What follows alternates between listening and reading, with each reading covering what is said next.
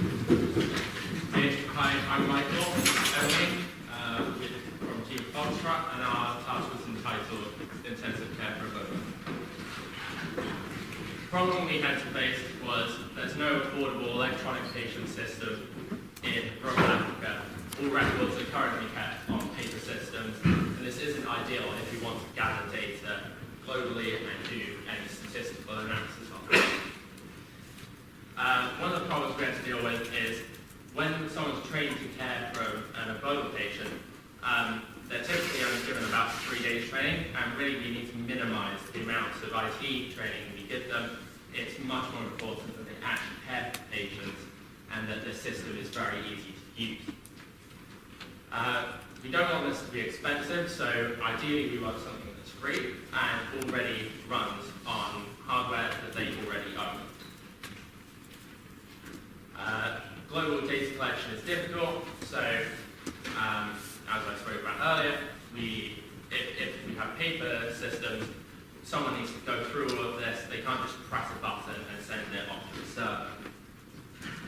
We also need to deal with language support. There's plenty of different languages spoken in Africa, and we want it to be used anywhere.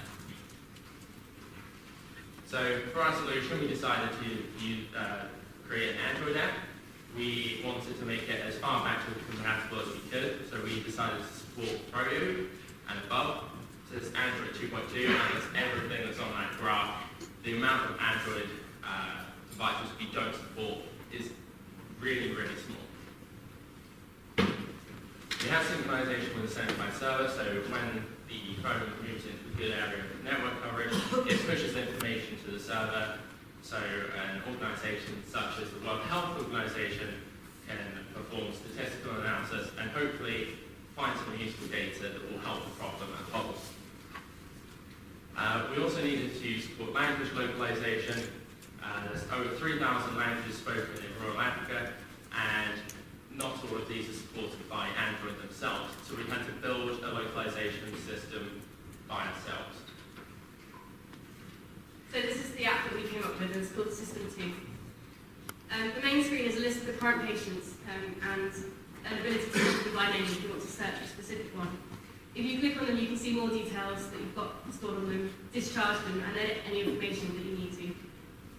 You also can see a patient history of all the summary of the checkups they've had and the symptoms or vital signs they showed at those checkups. If you want to view a checkup, you can get to this screen and you can see a summary of the symptoms and edit them if you click on the button. When you add a new symptom, there's a predefined list of options to choose from. Here's four, but it will be specific for whatever disease you're monitoring. So in our case, we have the symptoms of vital signs for Ebola. When you add a new symptom, depending on what kind it is, there's numeric fields in this case, or a textual field if it's something like a headache and you have the severity of it, or any other comment you need to make. We mentioned localization, and this can be changed from the settings screen. We implemented the localization with having XML files with the strings in different translations. So here's the example for the English one, but we have this for every language that we need to support. The challenges we had to face were maintaining backwards compatibility, because we were supporting back to Android Froyo, so this meant we couldn't use any of the later API options that we wanted to, so we had to rely on older, outdated methods and things. Also managing data flow through the app, we had to make sure that data wasn't duplicated and everything persisted that needed to when we moved through the screens.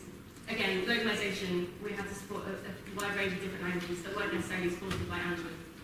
In the future, we expand this app by giving the staff advice on patient care, perhaps reminding them to check up on a patient if they haven't been checked up on for a while, as well as improving the links to the servers, so getting information to the World Health Organization, however that's required. Thanks for your attention.